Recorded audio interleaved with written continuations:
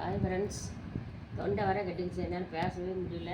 இப்போ பாருங்கள், பூ கட்டுறது கஷ்டமே கிடையாது, ஈஸி தான், ரொம்ப ரொம்ப ஈஸி தான். பாருங்கள், பொண்ணு போல் கட்டியிருக்கோம்.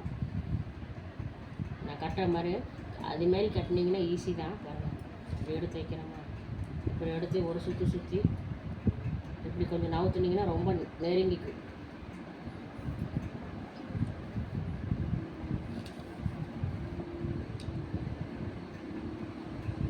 மல்லிகைப்பூ எப்போ போதும் மல்லிகைப்பூ வாங்கிட்டு வந்தோன்னா உடனே கட்டிடுவேன். கட்டி எடுத்து வச்சுட்டு தான் வேறு வேலை பார்ப்பேன். ஏன்னா மல்லிகைப்பூன்னா அவ்வளோ பிடிக்கும். ஆரம்பத்துலலாம் பார்த்திங்கன்னா மல்லிகைப்பூ 2 சரம் 3 சரம் வைப்பேன். இப்போ முடியும் கட்டாயிடுச்சு, பூவும் கம்மியாயிடுச்சு.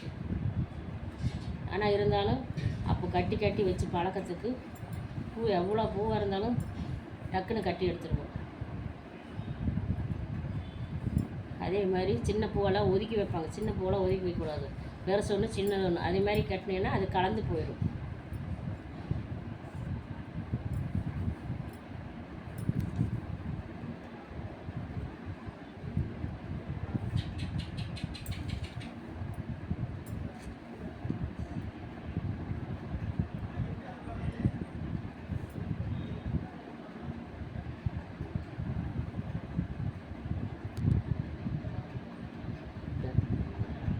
அடர்த்தி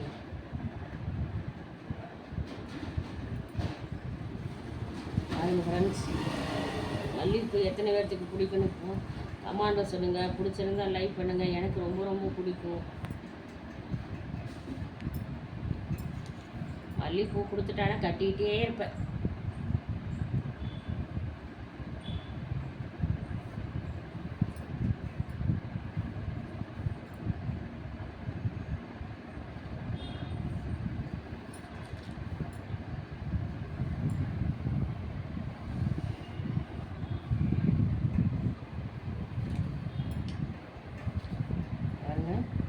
பூ எடுத்து இப்படி வச்சிடறோம். இப்படி எடுத்து வச்சுட்டு இப்படி ஒரு சுற்றி இப்படி இந்த விரல் இப்படி விட்டு இப்படி ஒரு திருப்பி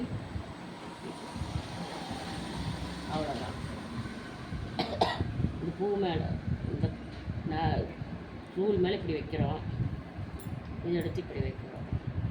இப்படி ஒரு சுற்றுறோம். சுற்றிட்டு இதை எடுத்து இந்த